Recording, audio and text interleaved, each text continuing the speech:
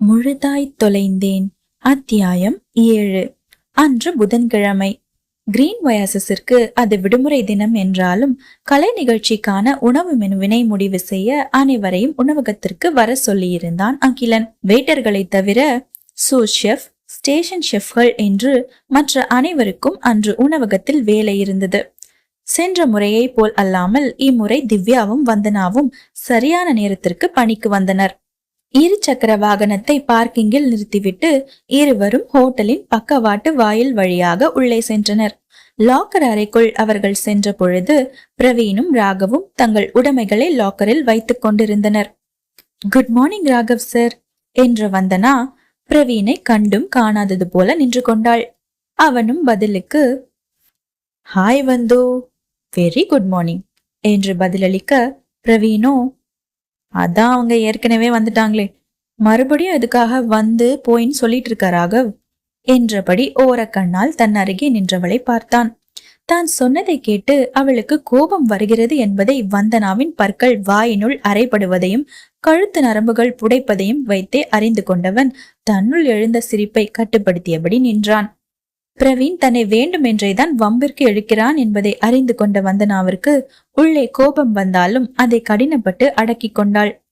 தனது உடைமைகளை லாக்கரில் வைத்துவிட்டு தலையில் அணியும் டோப் மற்றும் ஏப்ரனை எடுத்தவள், வா திவ்யா, கிச்சனுக்கு போலாம் என்றபடி நடந்து போகிற போக்கில் பிரவீனையும் சரமாரியாக இடித்துவிட்டு அங்கிருந்து சென்றாள். வந்தனா இடித்த இடியில் சற்று தடுமாறியவனை அவனுக்கு பின்னால் நின்ற சரவணன் தாங்கி பிடித்தான். முதல் நாள் வேலையில் சேர்ந்த பொழுது இதே போன்று அவள் பிரவீனை இடித்தது அவனுக்கு நினைவு வரவும், என்ன ஷெஃப், வந்தனா அடிக்கடி உங்ககிட்டயே மோதுற மாதிரி தெரியுது என்றான். அதை கேட்டதும், மோதல் ஆரம்பிக்கிறது கடைசியில எங்கேயோ முடியும்னு சொல்லுவாங்களே சரவணா, அதை பத்தி நீ என்ன நினைக்கிற என்றான் ராகவ். இருவரை மாற்றி மாற்றி முறைத்த பிரவீன், அந்த பொண்ணு ரோட் ரோலர் மாதிரி மனசாட்சியே இல்லாம என்னை இடிச்சு தள்ளிட்டு போறா. இங்க ஒருத்தன் உசுருக்கு போராடுற அளவுக்கு வழியில வேற துடிச்சிட்டு இருக்கேன். நீங்க நடனம் மோதல் மோர் வத்தல்னு பட்டிமன்றமா நடத்திட்டு இருக்கீங்க என்று பல்லை கடித்தான். ராகவோ, கண்டுபிடிச்சிட்டேன்னா, அன்னைக்கு மொட்டை மாடியில துணிக்காய போட்டப்போ நீங்க கண்டுபிடிச்ச வடகரி புலாவ் ரெசிபிக்கு இந்த மோர் வத்தல் காம்பினேஷன் செம்மையா இருக்கும் என்று சொல்லவும் அதை கேட்டு தலையில் அடித்து கொண்டவன், இந்த மாதிரி கேவலமான காம்பினேஷன்லாம் கண்டுபிடிச்சேன்னு வச்சுக்க, சத்தியமா உன்னால இந்த ஜென்மத்துக்கு ப்ரமோஷன் வாங்க முடியாது ராக்கு என்றான். பின்னர், சரி சரி, ஷெஃப் வர நேரமாச்சு, வாங்க எல்லாரும் கிச்சனுக்கு போலாம் என்று சொல்லி இருவரையும் அங்கிருந்து அப்புறப்படுத்தி சமையல் அறைக்கு அழைத்து சென்றான். எப்பொழுதும் போலவே அன்றும் நேரம் தவறாமல் பணிக்கு வந்தான் அகிலன். தலையில் டோப் அணிந்து இடுப்பில் ஏப்ரனை கட்டி கொண்டு வந்தவன் முன்பு அனைவரும் வரிசையாக நின்றனர். அகிலனோ, குட் மார்னிங், இன்னைக்கு ஈவெண்ட்டுக்கான மெனு என்னன்னு முடிவு பண்ணத்தான் உங்க எல்லாரையும் இங்க வர சொன்னேன். இன்னும் கொஞ்ச நேரத்துல ஃபங்க்ஷன் நடத்துற கம்பெனில இருந்து ஒரு முக்கியமான நபர் நம்ம கூட ஜாயின் பண்ணுவாங்க என்றான். பின்பு பிரவீனை அழைத்தவன், மெனு சம்பந்தமா நம்ம டிஸ்கஸ் பண்ண போறத குறிப்பெடுத்துக்கோ பிரவீன் என்று சொல்லவும் அவனும் சரி என்றபடி தன்னிடமிருந்து சிறிய நோட்டில் குறிப்பெடுக்க தயாரானான். முதல்ல வெல்கம் ட்ரிங்க்ல இருந்து ஆரம்பிக்கலாம் என்று அகிலன் சொன்னதும் வந்தனாவிற்கும் திவ்யாவிற்கும் வயிற்றில் புளியை கரைத்தது. Yes, Vandana and Divya, welcome drink menu என்ன, என்ன ரெசிபி யோசிச்சு வச்சிருக்கீங்க என்று அகிலன் அவர்களிடம் வினவவும் இருவரும் சில நொடிகள் ஒருவரை ஒருவர் பார்த்தபடி மௌனம் காத்தனர். எனக்கு டைம் வேஸ்ட் பண்றது பிடிக்காது, கமான் திவ்யா, நீங்க சொல்லுங்க என்று இம்முறை அகிலன் சற்று கண்டிப்பான குரலில் கூறவும் அவளோ, நான் டீ வெரைட்டி தான் எடுத்துட்டு வந்திருக்கேன் ஷெஃப். பொதுவா சாயங்கால நேரத்துல நம்ம ஊர் மக்கள் டீ குடிக்க தான் அதிகமா விரும்புவாங்க, அதனால மசாலா டீ தான் என்னோட சாய்ஸ். பால் சேர்த்த டீ விரும்புறவங்களுக்கு நம்ம ஹோட்டலோட ஸ்பெஷல் யுனான் பிளாக் டீ கொடுக்கலாம் ஷெஃப் என்றாள். அவள் யுனான் தேநீர் என்று குறிப்பிட்டது அவர்களின் உணவகம் தென் சீனாவின் யுனான் மாகாணத்தில் இருந்து பிரத்யேகமாக இறக்குமதி செய்யும் தேயிலையைத்தான். அவள் சொன்ன மெனுவினை கவனித்த ராகவ், இந்த யுனான் பிளாக் டீ சைனால இருந்து வருதே, ஒருவேளை அது கூட இவங்க கொரோனா வைரஸையும் சேர்த்து நமக்கு பேக் பண்ணி அனுப்பிட்டா என்னடா பண்றது சரவணனிடம் முணுமுணுக்கவும், அதான் அந்த வைரஸ் பிரச்சனை போன வருஷத்தோட முடிஞ்சு போச்சே, மறுபடியும் எதுக்காக அதை பத்தி பேசி பயமுறுத்துற என்றான் சரவணன். பின்னர், ஷெஃப் வேற நம்மளதான் பாக்குறாரு, பேசாம இரு ராகவ் என்று சொல்லவும் அவன் அமைதியாகிவிட்டான். திவ்யா சொன்னதை கேட்டதும் யோசனையுடன் நாடியில் விரல் பதித்தவன், good choice Divya. Simple recipe, ஆனா அதே சமயம் கிளாசிக்கா யோசிச்சிருக்கீங்க என்றவன் பிரவீனிடம், திவ்யா சொன்னதை மெனுல சேர்த்துக்கோ என்றான். அடுத்ததாக அவன் வந்தனாவிடம் கேட்க அவளோ ஒரு கணம் பிரவீனை ஓரக்கண்ணால் பார்த்தாள். ஆனால் அவன் இம்முறை தன் முகத்தை சாதாரணமாக வைத்திருக்க தனது ரெசிபியை பற்றி விவரிக்க ஆரம்பித்தாள். ஷெஃப், திவ்யா சூடான வெல்கம் ட்ரிங்க் பத்தி சொன்னாங்க. ஆனா என்னோட சாய்ஸ் கோல்ட் லஸ்ஸி. லஸ்ஸிலே கொஞ்சம் வித்தியாசமா கஸ்டர்ட் ஆப்பிள் லஸ்ஸிய செலக்ட் பண்ணிருக்கேன். இந்த வெல்கம் ட்ரிங்க் சூடா குடிக்க விருப்பம் இல்லாதவங்களுக்கு கொடுக்கலாம். வித்தியாசமாவும் இருக்கும், அதே சமயம் எல்லாருக்கும் நிச்சயமா பிடிக்கும் ஷெஃப் என்றாள் வந்தனா. அகிலனோ கஸ்டர்ட் ஆப்பிள், அதாவது சீதாப்பழ லஸ்ஸி என்றபடி சற்று நேரம் யோசித்தவன், வந்தனா, நம்ம கேட்டரிங் செய்ய போறது குறைஞ்சது 3000 பேருக்கு மேல பங்கெடுத்துக்க போற ஒரு பெரிய நிகழ்ச்சிக்கு. இதுல நாம சமைக்க எடுத்துக்கிற நேரம் எவ்வளவு முக்கியம்னு முதல்ல நீங்க புரிஞ்சுக்கணும். நீங்க சொல்ற மாதிரி சீதாப்பழ லஸ்ஸி பண்ணணும்னா அதுக்கு எவ்வளவு நேரம் ஆகும்னு கொஞ்சம் யோசிச்சு பாருங்க. நம்ம ஹோட்டல்ல ஃப்ரோசன் ஃபுட்டுக்கு இடமே கிடையாது. எல்லாமே ஃப்ரெஷ்ஷா தான் செஞ்சு கொடுக்கணும். நீங்க சொல்ற மாதிரி இந்த பழத்தை உரிச்சு அதோட விதை தனியா பல்ப் தனியா எடுக்கிறதுக்குள்ள புரோகிராம் முடிஞ்சு எல்லாரும் வீட்டுக்கு திரும்பி போயிடுவாங்க என்றான். அகிலன் தனது யோசனையை நிச்சயம் பாராட்டுவான் என்றெண்ணியவளுக்கு அவனது பதிலை கேட்டு ஏமாற்றமே மிஞ்ச சோர்ந்து போய் நின்றாள். சட்டென அவளுக்கு ஏதோ தோன்றவும் திரும்பி பிரவீனை பார்த்தாள். வந்தனா நினைத்தது போலவே அவன் அவளை பார்த்து சிரிப்பை அடக்க முடியாமல் போராடி கொண்டிருந்தான். தன்னை மீண்டும் மீண்டும் சீண்டுபவனை ஏதாவது செய்ய வேண்டும் என்று உள்ளே சபதம் எடுத்துக் கொண்டவள் நொடிகளுக்குள் யோசித்து அகிலனிடம், ஷெஃப், அப்படின்னா நம்ம மாம்பழ லஸ்ஸிக்கு மெனுவை மாத்திக்கலாமே என்று தயக்கத்துடன் கூறினாள். அவனும், okay, then let's change the recipe to mango lassi என்றவன் பிரவீனிடம் அதை குறிப்பெடுத்துக் கொள்ளும்படி சொல்லிவிட்டு மீண்டும் வந்தனாவிடம், உங்க கஸ்டர்ட் ஆப்பிள் லஸ்ஸி ஐடியா நல்லா இருக்கு வந்தனா, வித்தியாசமா யோசிச்சிருக்கீங்க. ஈவெண்ட் முடிஞ்ச பிறகு அந்த ரெசிபியை நம்ம ஹோட்டல் மெனுல சேர்த்துக்கிறது பத்தி யோசிக்கலாம். அவளது மனதை குளிர்வித்தான் அகிலன்.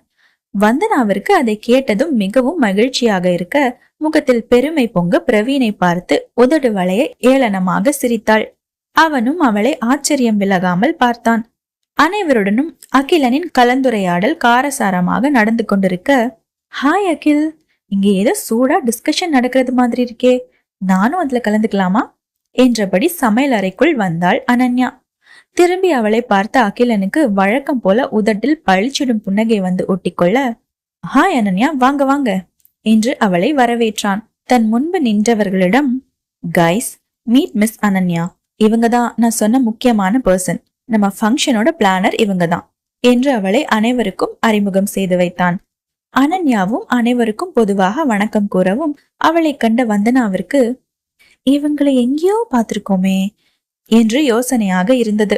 அனைவரிடமும் சென்று கை குலுக்கி தன்னை அறிமுகப்படுத்திய பிறகு, நான் மீட் பண்ணதுல நீங்க தான் ரொம்ப யங் டீம், உங்க கூட ஒன்னா சேர்ந்து ஒர்க் பண்றதுல எனக்கு ரொம்ப சந்தோஷம் என்றாள்.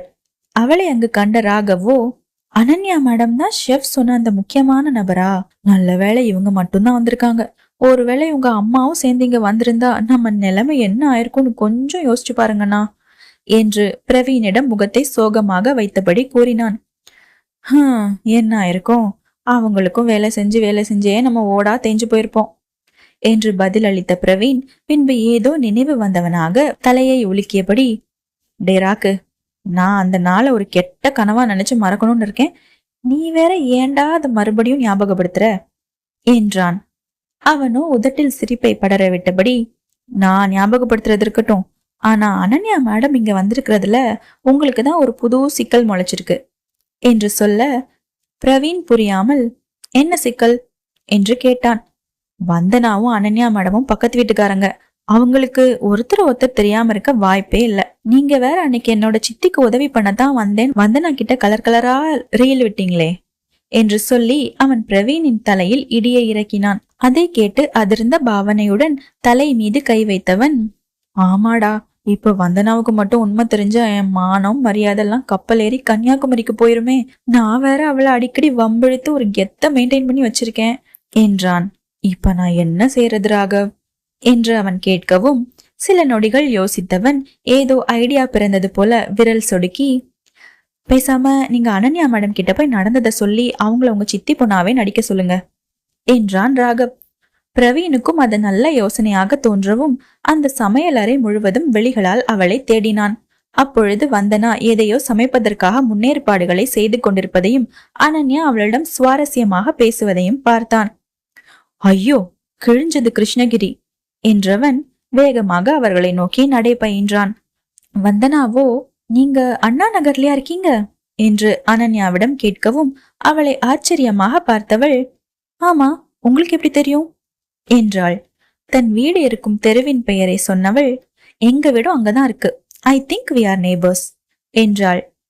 கரெக்ட், நாங்களும் 2 வாரம் முன்னாடிதான் அங்க குடி வந்தோம் என்று அனன்யா பதிலளிக்க, அப்ப என்னோட யூகம் சரிதான். காலையில நீங்க வாக்கிங் போகும்போது கவனிச்சிருக்கேன், ஆனா உங்க முகத்தை தான் சரியா பார்த்ததில்ல என்றாள். அவளோ யோசனையுடன், அப்புறம் எப்படி என்ன சரியா அடையாளம் கண்டுபிடிச்சிங்க என்று வந்தனாவிடம் கேட்க, எல்லாம் உங்களோட பேரை வச்சுதான். தினமும் காலையில உங்க அம்மா மூச்சுக்கு 300 தரம் உங்களை அனுமா அனன்யான்னு கூப்பிடுறத கேட்டிருக்கேன், அதை வச்சுதான் கண்டுபிடிச்சேன் என்றாள். அனன்யாவும் அதை கேட்டு சிரித்தபடியே, நீங்க ரொம்ப புத்திசாலிதான் வந்தனா என்றாள். நான் உங்ககிட்ட ஒரு விஷயம் கேட்கலாமா என்ற வந்தனா பிரவீனை பற்றி தெரிந்து கொள்ள எண்ணி, உங்க அண்ணன் எப்பவுமே நக்கல் நையாண்டியாதான் பேசுவாரா என்று கேட்கவும் அனன்யா ஒன்றும் புரியாமல் விழித்தாள். என்ன, என்னோட அண்ணனா? நீங்க யார சொல்றீங்க வந்தனா என்றவளிடம், பிரவீன் சாரதான் சொல்றேன்.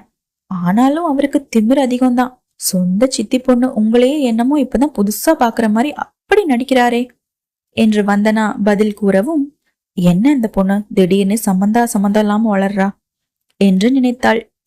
வந்தனா அவருக்கு தன்னை பற்றி தெளிவுபடுத்த எண்ணி, நீங்க நினைக்கிற மாதிரி பிரவீன் என்னோட என்று அவள் பேச துவங்கவும் சட்டென அனன்யா என்றபடி அவள் அருகே வந்தான் பிரவீன். அவன் அவ்வாறு திடீரென தன்னை அழைப்பான் என்று எதிர்பார்க்காதவளோ பதறி போய் நெஞ்சில் கை வைத்தபடி அவனை திரும்பி பார்த்தாள்.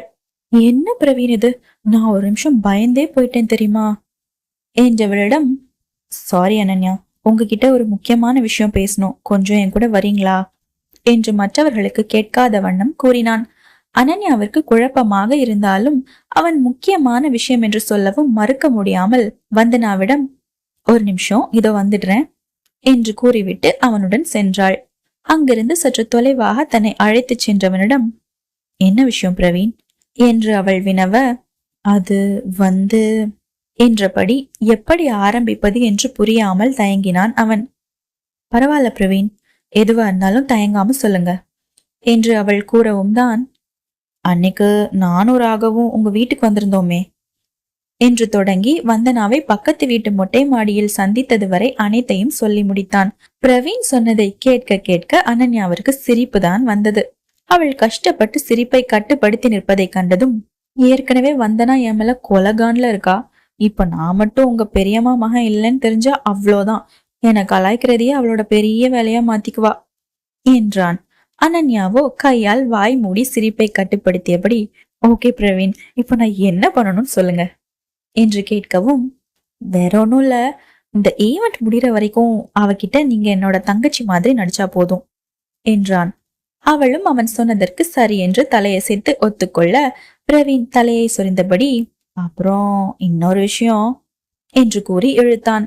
இன்னும் என்ன என்பது போல அவள் அவனை புரியாமல் பார்க்கவும், வந்தனா முன்னாடி நான் உங்களை என் தங்கச்சியை கூப்பிடுற மாதிரி பெயர் சொல்லிதான் கூப்பிடுவேன், நீங்க எதுவும் தப்பா எடுத்துக்க கூடாது என்றான். அதற்கு அனன்யாவோ, சரிங்கண்ணா என்று சிரித்தபடியே பதிலளிக்கவும் அவளுடன் சேர்ந்து சிரித்தவன், ரொம்ப தேங்க்ஸ் என்றான். இருவரும் சமையலறையில் ஒரு ஓரமாக நின்று பேசுவதை கவனித்த அகிலன் புருவமிடுங்க அவர்களை பார்த்தான். இந்த பிரவீன் நம்ம அனு கிட்ட என்ன பேசிட்டு இருக்கான் என்று நினைத்தவன் அவர்கள் நின்ற இடத்தை நோக்கி சென்றான். பிரவீனை ஓரக்கண்ணால் பார்த்தபடியே, என்னாச்சு அனு, 2 பேரும் ஏதோ சுவாரஸ்யமா பேசிட்டு இருக்கிற மாதிரி தெரியுது என்றான். அகிலனை கண்டதும் பிரவீன் எதுவும் சொல்லாதே என்று அவளிடம் கஞ்சாடையால் சைகை செய்ய அனன்யாவோ, ஒன்னும் இல்ல அகில், சும்மா ஈவென்ட் பத்தி தான் டிஸ்கஸ் பண்ணிட்டு இருந்தோம் என்றாள்.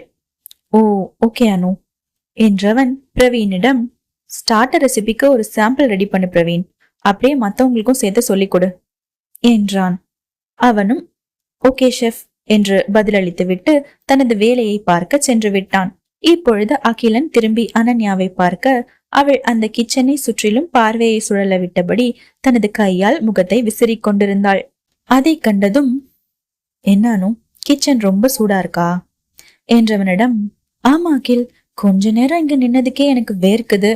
நீங்க எப்படி மார்னிங் டு நைட் இந்த சூடான இடத்துல நின்று சலிக்காம வேலை செய்றீங்க என்றாள். ஆரம்பத்துல எனக்கு கொஞ்சம் கஷ்டமா தான் இருந்ததானு, ஆனா போக போக பழகிருச்சு என்றவனை பார்த்து சிநேகமாக புன்னகைத்தாள் அவள். அதை கண்டவனுக்கு மனதில் மென்மையாக இதம் பரவ, வாங்க அனு, மெயின் கோர்ஸ் மெனு பத்தி டிஸ்கஸ் பண்ணலாம் என்று சொல்லி அவளை சமையல் மேடைக்கு அருகே அழைத்து சென்றான்.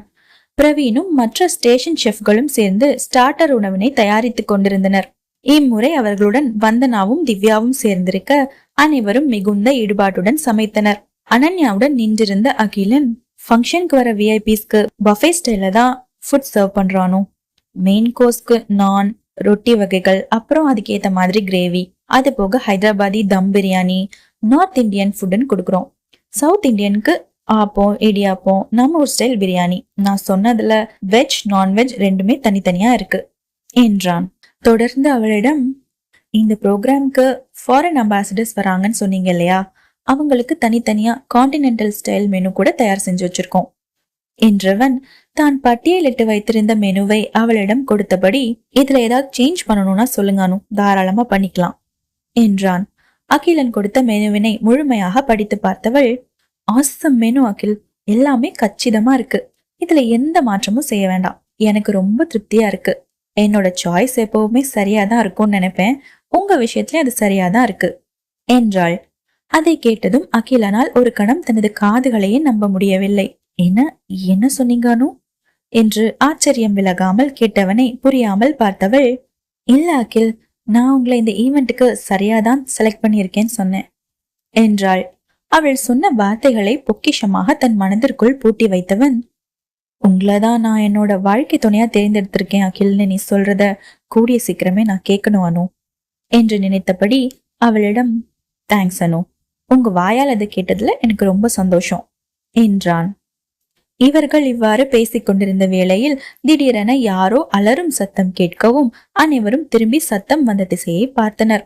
அங்கே வந்தனா அடுப்பில் காய்ந்து கொண்டிருந்த சூடான எண்ணெயை தவறுதலாக தனது கைகளில் கொட்டி கொண்டாள். அதை கண்டு அனைவரும் சட்டென அவளிடம் விரைந்தனர். திவ்யா அவளது தோள்களை பற்றியபடி நிற்க வந்தனாவோ வலி தாங்க முடியாமல் துடித்துக் கொண்டிருந்தாள். என்ன வந்தனா, அது சின்ன குழந்தை அணி, பார்த்து சமைச்சிருக்க கூடாது என்று பிரவீன் சற்று உரத்த குரலில் கூறவும் அகிலன் அவனிடம் பார்வையால் அமைதி காக்கும்படி கூறினான். முதல்ல தண்ணியில உங்க கைய நனைங்க வந்தனா என்று அகிலன் சொல்லவும் அவள் அங்கிருந்த சிங்கில் வந்த நீரில் காயம்பட்ட கையினை நனைத்தாள். அதன் பின்னர் அனன்யா ஒரு காய்ந்த துணியால் வந்தனாவின் கைகளை மெதுவாக துடைத்தபடி அவளது கரத்தை ஆராய்ந்தாள். நல்லவேளை அகில், கை லேசா சிவந்துதான் இருக்கு, பெருசா எந்த காயமும் இல்ல. ஆயின்மெண்ட் போட்டு கைய 2 நாளைக்கு ஸ்ட்ரெயின் பண்ணாம இருந்தா சரியாயிடும் என்றாள். அப்பொழுது பிரவீனோ, நீ எதுக்காக பேபி கார்ன் பக்கோடா செஞ்ச? நான் பார்த்திபன் கிட்ட தானே அதை சமைக்க சொன்னேன் என்று அவளிடம் வினவவும், அது அது வந்து சார் நான் என்று தயங்கினாள். அதை கேட்ட அகிலன், பார்த்தி, ஏன் உங்களோட வேலைய புதுசா வந்த ட்ரெயினி கிட்ட கொடுத்தீங்க என்று அங்கு பணிபுரியும் ஒரு ஸ்டேஷன் ஷெஃபிடம் வினவினான். அதில்ல ஷெஃப், நான் தான் சமைச்சிட்டு இருந்தேன். ஃபுட் கார்னிஷ் பண்றதுக்காக ஸ்டோர் ரூம்ல இருந்து சில பொருட்கள் எடுக்க போனேன். நான் வர வரைக்கும் கொஞ்ச நேரம் பார்த்துக்கோங்கன்னு வந்தனா கிட்ட சொல்லிட்டு போனேன். ஆனா இப்படி நடக்கும் நான் எதிர்பார்க்கல. சாரி ஷெஃப் என்றான் Parthiban. Don't give me reasons Parthi. எனக்கு தெரியாதா புதுசா வந்தவங்களுக்கு என்ன வேலை கொடுக்கணும் கொடுக்க கூடாதுன்னு? இப்படி நடக்கிறது இதுவே கடைசி முறையா இருக்கட்டும். இந்த ஒரு முறை மட்டும் உங்களை மன்னிச்சு விடுறேன் என்றான் அகிலன். பின்பு பிரவீனிடம், ஃபர்ஸ்ட் எய்ட் பாக்ஸ்ல இருந்து ஆயின்மெண்ட் எடுத்துட்டு வந்து வந்தனா கிட்ட கொடு பிரவீன் என்றவன் அவளிடம், மருந்து போட்டுட்டு ரெஸ்ட் எடுங்க வந்தனா என்றான். அதன் பிறகு திவ்யாவும் அவளுடன் துணைக்கு செல்ல ஒரு பெருமூச்சுடன் திரும்பிய அகிலன் தன்னையே பார்த்து நின்ற அனன்யாவை கண்டு, என்னாச்சனு, ஏதோ யோசனையில இருக்கிற மாதிரி தெரியுது என்று கேட்டான். அவளோ சிரித்தபடி, வெளியிலயும் சரி வேலை செய்யற இடத்துலயும் சரி எப்படி அகில் எல்லா பிரச்சனையும் அசால்ட்டா சமாளிக்கிறீங்க என்று கேட்கவும், கிச்சன் பிரச்சனை சரியானோ, ஆனா வெளியே நடந்த எந்த பிரச்சனையை பத்தி சொல்றீங்கன்னு புரியலையே என்றான் யோசனையாக. அது வேற ஒண்ணும் இல்ல அகில். அன்னைக்கு அலங்கோலமா இருந்த எங்க வீட்டை அழகா மாத்தினீங்களே, அததான் சொன்னேன் என்று அவள் பதிலளிக்கவும் தான் தனது சிந்தனை விடுத்தான். ஓய்வு அறையில் வந்தனா வலியுடன் முகத்தை சுருக்கியபடி அமர்ந்திருக்க அவள் அருகே இருந்த திவ்யா, ரொம்ப வலிக்குதா வந்தனா, கொஞ்சம் பொறுத்துக்கோ, பிரவீன் சார் ஆயின்மெண்ட் எடுத்துட்டு வந்துடுவாங்க என்றாள். அப்பொழுது மருந்துடன் அங்கு வந்த பிரவீன் வந்தனாவை பார்த்தபடியே, இந்தாங்க திவ்யா, இந்த ஆயின்மெண்ட்டை அவங்க ஃப்ரெண்டுக்கு போட்டு விடுங்க என்றான். அதை வாங்கிய திவ்யா மருந்தை எடுத்து வந்தனாவின் கையில் பூசிவிடவும் வலியில் அலறியவள், அடியே, காயத்துக்கு மருந்து போட சொன்னா ஏண்டி எரும மாட்டை குளிப்பாட்டுற மாதிரி இந்த தேய்க்கிற என்று கத்தினாள் வந்தனா. அவள் சொன்னதை கேட்டு பிரவீன் பக்கென சிரித்துவிட நிமிர்ந்தவனை முறைத்தவள் திவ்யாவிடமிருந்த மருந்தை தானே பூசிக்கொள்வதாக சொல்லி வாங்கினாள்.